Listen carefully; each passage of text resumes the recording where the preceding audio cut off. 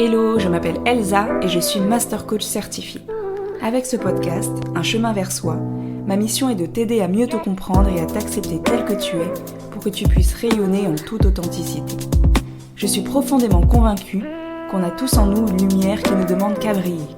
Et mon désir est que tu puisses prendre conscience de ta valeur, découvrir ce chemin qui est le tien et impacter le monde à ta façon. Ensemble, partons à la découverte de notre vérité. Apprenons à nous révéler et osons marcher vers notre destinée.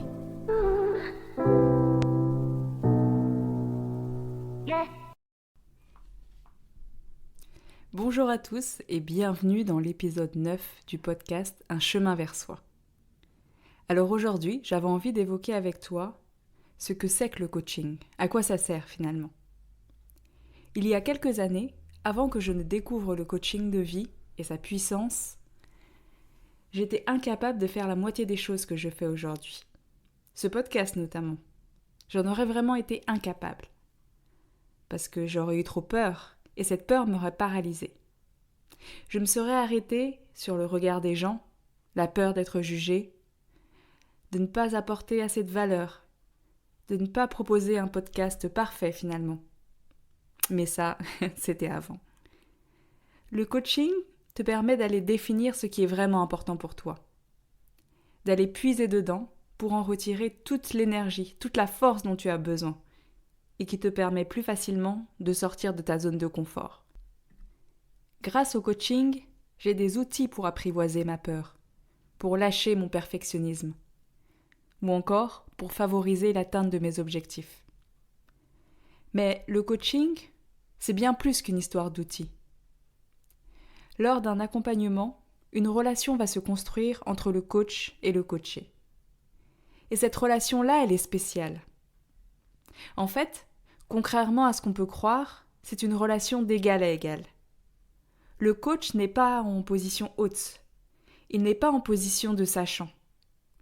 Au contraire, tout l'enjeu pour lui est de devenir une page blanche, de tout questionner, de tout remettre en cause, pour véritablement comprendre le point de vue de son coaché, comprendre ce qu'on appelle sa carte du monde. C'est ainsi qu'il pourra poser les bonnes questions et déclencher les prises de conscience nécessaires. Le coach doit pouvoir entrer dans ton univers, observer ta carte du monde, c'est-à-dire tes croyances, tes filtres, ton histoire, et cela de manière neutre, objective. Le coach doit mettre le doigt sur ce qui, dans ta situation actuelle, te bloque, t'empêche d'avancer. Avec plus ou moins de douceur en fonction de l'axe choisi par le coach. Mais avec toujours, bien sûr, beaucoup de bienveillance. Le coach n'est pas un consultant. Il ne dit pas ce que doit faire son coaché.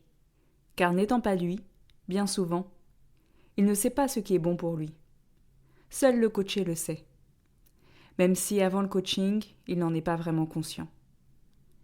En fait, un coach, c'est un guide. Un guide qui va te tenir la main, t'accompagner sur ton chemin de vie et petit à petit prendre du recul. Te lâcher la main pour finir par te laisser partir. Il ne doit pas y avoir de dépendance entre coach et coaché. Et c'est d'ailleurs pour cela qu'il y a souvent un nombre de séances restreint. On ne peut pas faire un coaching pendant 10 ans non-stop. D'ailleurs, ça n'aurait aucun sens. L'objectif du coaching est de rendre autonome le coaché, qui se reconnecte à ses ressources intérieures.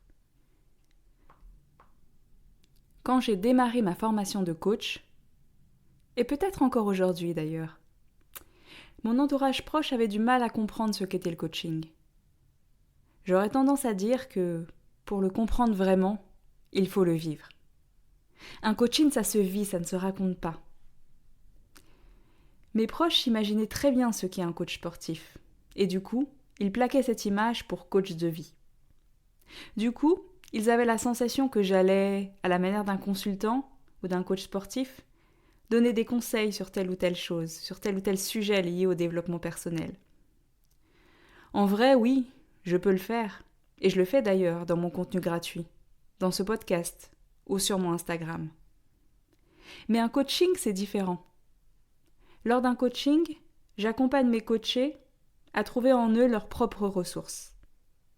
Apprendre à se poser les bonnes questions, à faire un pas de côté, à s'observer. Je les amène à faire émerger les solutions qui sont déjà en eux. Cette idée-là, c'est le concept phare du coaching de vie et qui est issu d'un présupposé de la PNL qui dit que chaque personne a en elle les ressources nécessaires à chaque situation. Alors maintenant, tu peux être perplexe. Tu te demandes pourquoi payer quelqu'un pour que cette personne finalement ne te donne pas de solution. À ça, je te réponds ceci. Est-ce que tu préfères dépenser de l'argent pour découvrir une solution que tu aurais peut-être trouvée tout seul et qui ne fonctionnera probablement pas pour toi, car pas adaptée à qui tu es? Ou est-ce que tu préfères dépenser ton argent pour qu'une personne t'aide à faire le tri dans tes pensées, tes peurs, tes croyances, pour t'autoriser à mettre en œuvre la bonne solution pour toi? On a coutume de dire qu'un coaching te permet d'aller beaucoup plus vite, de passer à la vitesse supérieure. Sous-entendu, tout seul, tu y arriverais, mais avec moins d'aisance, et en y mettant beaucoup plus de temps. Je ne suis pas 100% d'accord avec cela. Alors oui, dans certains cas, c'est vrai, c'est indéniable, c'est un véritable accélérateur. Mais la personne y sera arrivée quoi qu'il arrive. Par contre, dans d'autres cas, le processus de coaching permet de libérer tellement d'injonctions, de croyances limitantes, que la personne coachée va s'autoriser à réaliser des choses qui étaient enfuies en elle, mais qui ne seraient probablement jamais sorties sans accompagnement. Je l'ai vu avec mon expérience personnelle, mais aussi à travers les personnes que j'accompagne. Le nombre de rêves que l'on a, et où on se dit « mais non, en fait, c'est une lubie. Je vais quand même pas faire ça. Je vais quand même pas publier un recueil de poésie, écrire un livre, devenir entrepreneur, lancer ma marque, ou que sais-je encore. » Pourtant, le monde a besoin de ces projets. Le monde a besoin de tes poèmes, de ton livre, de ta marque, de ton entreprise. Et c'est pour cela que j'ai à cœur d'aider les individus à se lancer dans des projets qui comptent, des projets qui sont alignés avec leurs valeurs. Ce serait du gâchis que tous ces beaux rêves finalement ne voient jamais le jour. Alors écoute-moi bien. Si aujourd'hui, tu as un rêve un peu fou, dont tu n'as parlé à personne ou presque, un rêve qui fait battre ton cœur secrètement, mais qui provoque des pensées négatives du type « ce n'est pas pour moi, je n'y arriverai jamais » ou encore « mais qui suis-je pour faire ça ?» Déjà, dis-toi que c'est normal. Ces pensées, elles sont normales, mais elles ne sont pas vraies. Elles le deviennent car tu leur accordes trop d'importance. Mais tu peux les transformer. Tu as le droit de rêver, le droit d'y croire, et le droit de te lancer. La prochaine fois que tu auras ces pensées destructrices en tête, la prochaine fois qu'elles arriveront à ton esprit, demande-toi ceci. Et si?